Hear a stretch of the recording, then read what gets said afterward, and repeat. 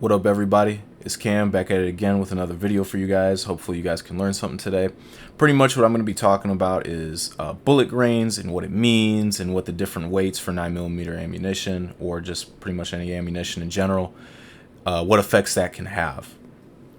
So the reason for this video actually is when I first started getting the guns, I really didn't understand what the grainage meant. In fact, a lot of people mess this up, is they think the grains means the amount of powder, the powder charge that's in the actual casing itself. So that's one thing. That's what I thought originally, and I looked it up after a while to see like what it actually does. Come to find out that that grainage number, that 115, 124, 147 grain, is in fact the weight of the bullet. That's how they weigh the bullet, the projectile itself. So that's the weight of this little piece right here, not the entire round and not this casing, just the projectile that's leaving the barrel of the pistol or rifle or whatever to shoot at something. So that's what that grainage is. It's just the weight. And yeah, so I had a buddy actually who's very new to guns. He's like me. He loves asking a lot of questions and stuff. So he was asking. He didn't understand what the bullet what the grains mean essentially.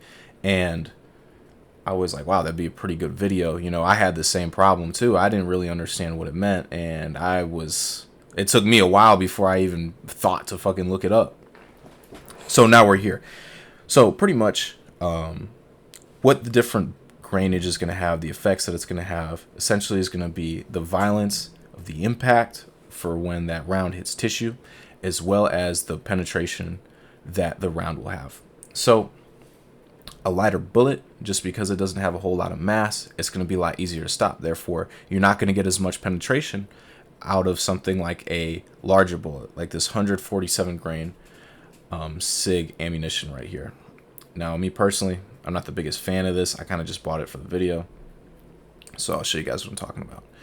This is my target ammo, Herters. I've shot thousands of rounds through my Glock. It runs just fine through both of my Glocks actually. But this is a 115 grain round. So if you see, it doesn't look that much different in my opinion. They both kind of look the same. But this one looks a lot fatter than this one. So this one's going to be a heavier round. Now, this is what I mainly carry. This is a 115 grain Hornady American Gunner. And this is a 124 grain Hornady American Gunner. I believe this is Plus P ammunition as well.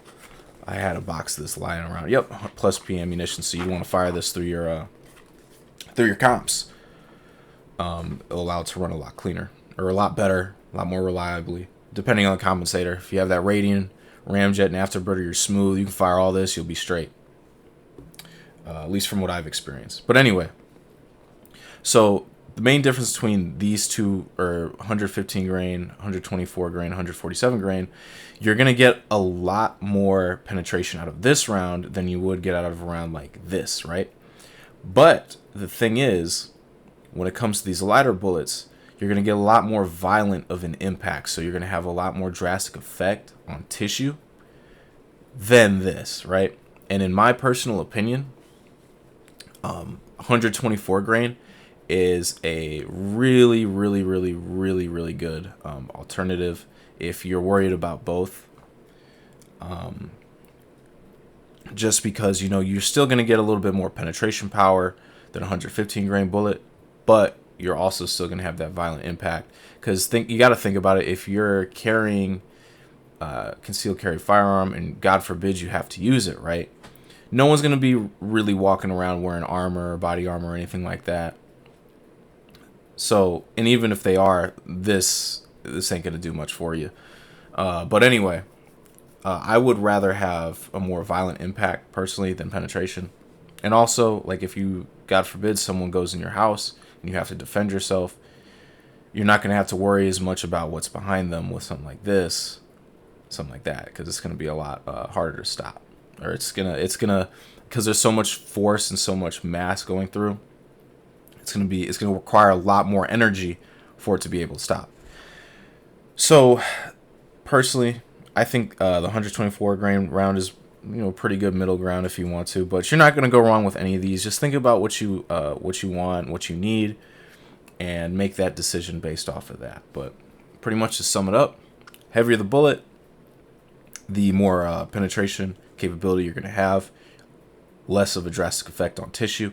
Lighter bullets, you're going to have less penetration, but you're going to have more of a drastic effect on tissue. So that pretty much sums it up. If I left anything out, please feel free to let me know in the comments. I would really appreciate it. Thank you guys for watching. If you do come across this and you haven't subscribed, I would appreciate it. Just helping me out, getting my name out there would be absolutely awesome. But anyway, you guys be safe. Have a good one. God bless you.